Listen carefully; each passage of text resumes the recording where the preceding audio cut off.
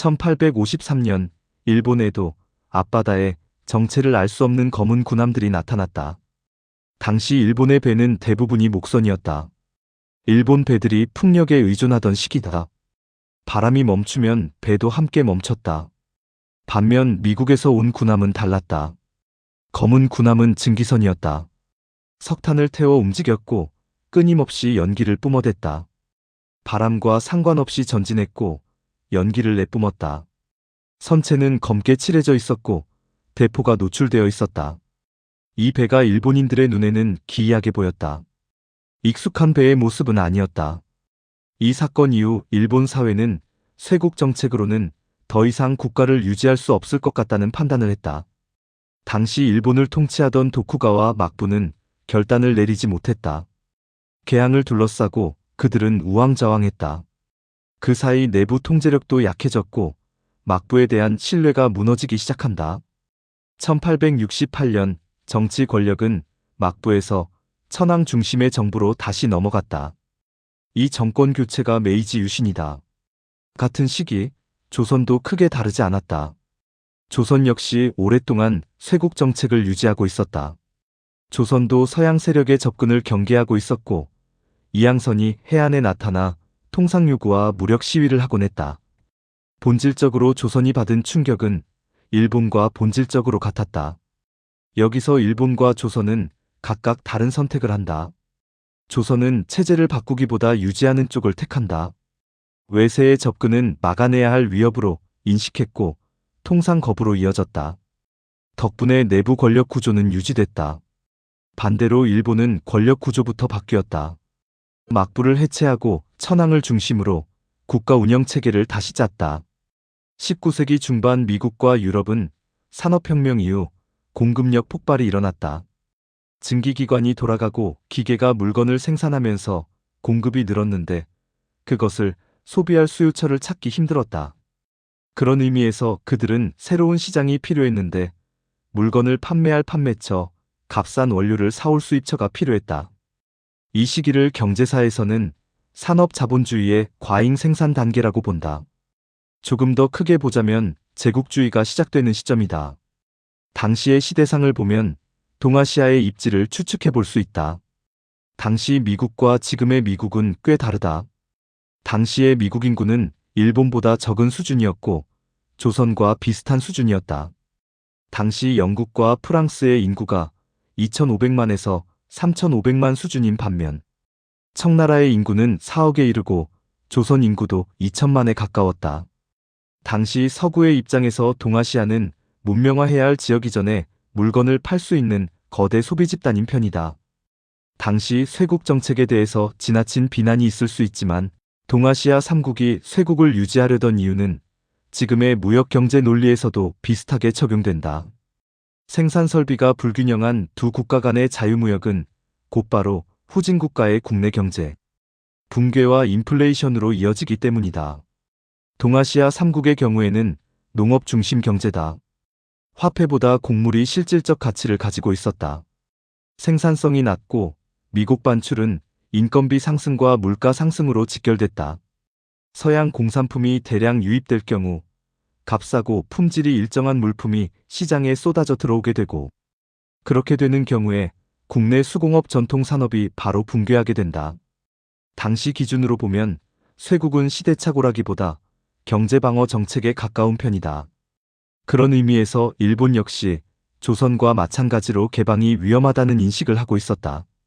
다만 1853년 검은 군함의 등장으로 일본은 개방 여부가 시기의 문제라고 생각했다. 비슷한 시기 조선에도 제너럴 셔머노가 등장한다. 여기서 차이점이라면 일본 앞바다에 온 검은 군함은 미국의 해군 군함이었고 조선이 마주한 배는 미국 민간 상인이 운용하는 무장상선이었다. 일본의 경우에는 군함을 통해 외교 요구를 받은 상황이고 조선의 경우에는 민간 상선이 무단 침입한 사건에 가깝다.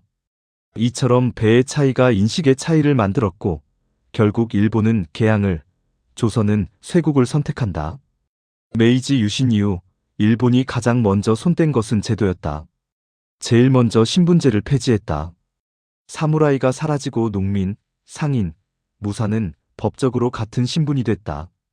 이는 프랑스나 미국에서 말하는 사회적 평등이라기보다 인력 동원을 위한 정비에 가까웠으나 어쨌건 일본 사회도 역시 근대의 방향으로 변화하는 것은 분명했다. 1871년에는 번을 폐지하고 현을 설치했다. 지방 영주가 세금을 걷던 구조를 없애고 국가에서 직접 세금을 걷었다. 이때부터 일본은 국가 단위 예산을 운용할 수 있게 된다. 또한 세금을 걷는 방식 역시 변화했다. 지조 개정을 통해 세금을 쌀이 아니라 현금으로 걷기 시작했다. 이 조치 하나로 일본 경제의 기준이 곡물에서 화폐로 이동한다. 쌀이 반출되면 물가가 상승하는 구조에서 벗어나는 기반이 만들어지면서 자유무역 구조에서 버틸 수 있는 최소 조건이 만들어졌다. 근대화 초기에 일본의 산업 정책은 더 직접적이었다.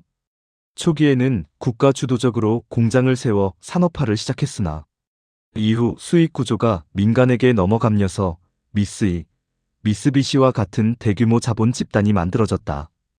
유학생을 대규모로 서구로 보내고 동시에 외국 기술자를 일본으로 불러들였다. 같은 시기 조선은 다른 선택을 했다.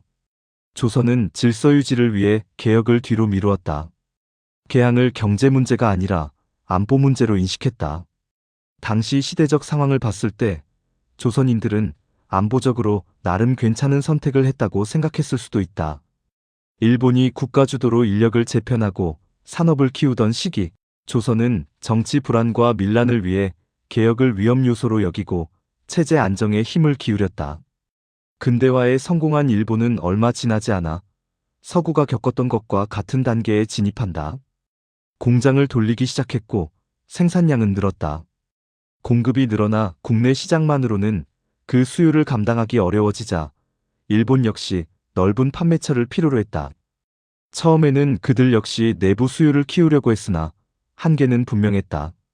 사업을 하다 보면 공장은 끊임없이 돌아가고 공급이 과잉되면 상품 가격이 하락하는 디플레이션이 온다.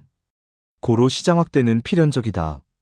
미국과 프랑스 등 여러 서구 국가가 문을 두드렸으나 끝까지 버텨낸 두 시장인 청과 조선이 남아 있었다.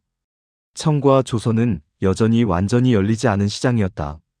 조선과 청은 서구에게는 꽤 거리적으로나 정치적으로 부담이 큰 시장이었으나 일본에게는 달랐다. 지리적으로 가까웠고 군사적 접근도 용이했다. 또한 이미 내부 사정을 잘 알고 있는 대상이기도 했다. 고로 일본 역시 서구가 했던 판단을 그대로 하게 된다. 1876년 일본은 군사력을 배경으로 조선의 문을 연다. 강화도 조약은 통상조약의 형식을 띠고 있지만 실질은 시장 개방에 가까웠다. 일본 상품이 들어오고 조선의 쌀과 자원이 빠져나갔다. 메이지 유신으로 시작된 일본의 근대화는 여기서 한 단계 더 나아간다. 체제를 유지하기 위해 시장을 더 공격적으로 확대하는 방향으로 바뀐다. 결국 근대화는 제국주의로 이어졌다. 역사를 감정적으로만 볼 것이 아니다. 선과 악, 가해와 피해의 구도로만 정리하면 그 시대가 왜 그렇게 움직였는지 보이지 않는다. 19세기 동아시아의 선택은 도덕의 문제가 아니라 구조의 문제였다. 산업혁명 이후 세계는 이미 공급 과잉을 전제로 돌아가는 체제로 넘어가 있었고 그 질서에 들어가지 못한 국가는 의지와 무관하게 밀려날 수밖에 없었다. 일본은 그 구조에서 비교적 빠르게 적응한 편이고 조선은 그 구조에서 체제 안정을 더 중요하게 봤다. 어느 쪽이 옳았는지 보기에 앞서 왜 그렇게 될 수밖에 없었는지 하는 질문을 하는 쪽이 좋은 것 같아. 조선이 무능하고 일본이 단순히 앞서 나가는 생각을 가졌기 때문에 역사가 바뀌었다기보다 무수한 우연과 흐름이 국가의 미래를 결정한다는 생각이 든다.